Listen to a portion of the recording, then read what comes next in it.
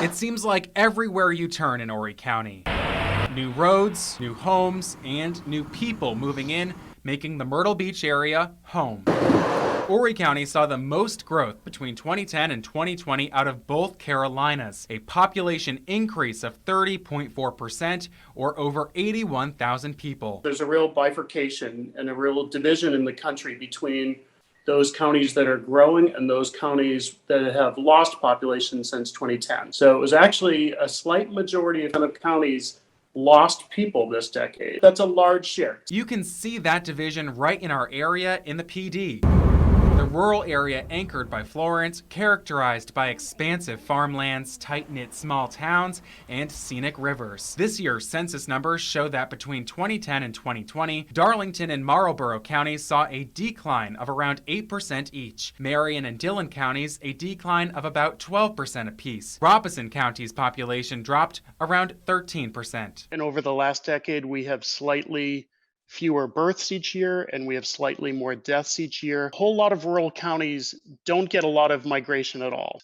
And once you sort of take that part of the equation out, a county is going to go from slight gain to slight loss. He says for many areas, it's hard to retain its young people. They leave for either for the military or for college. There's the mountains right there. For Jaden Deese of Pembroke, it was the first option. This is an eye-opener. You know, people always make fun of you because I'm like, I see like tall buildings or something.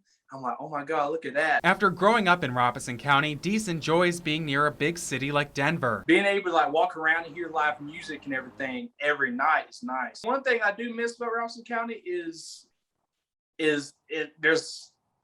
you can drive down the road and see your uncle or something, see your cousin. That's what Jesse Spivey loves about Lakeview in Dillon County, where he's lived most of his life. He wants to see the town grow and is starting a new business despite others heading out. Probably 80% of my graduating class are no longer here. They moved because there's not a lot of jobs here. It's a small town and there's not a lot of opportunity to make a lot of decent money here. I spend the most time here. Marlene Lane owns multiple businesses in Dillon County, like this flower shop in downtown Dillon. She says many have left because of crime concerns. Quite a bit of people that grew up with that, so a lot of them's moved to the beach because there's more to offer there, more to offer for your family. And people moving can impact the bottom line. Anytime you start losing people in the population, you start losing tax dollars, which is how we operate. Now I'm really battling in the mind as to have we really lost 10%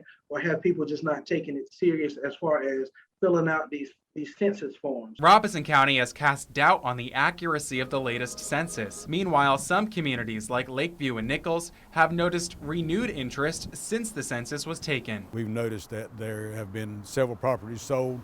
People are moving into the area. A lot of it is people moving from up north. Really see Lakeview starting to grow. Some areas in the PD don't have access to broadband or other resources like hospitals. Coming up on News 13 at 6, we'll take a look at the efforts to get these communities the tools they need to grow.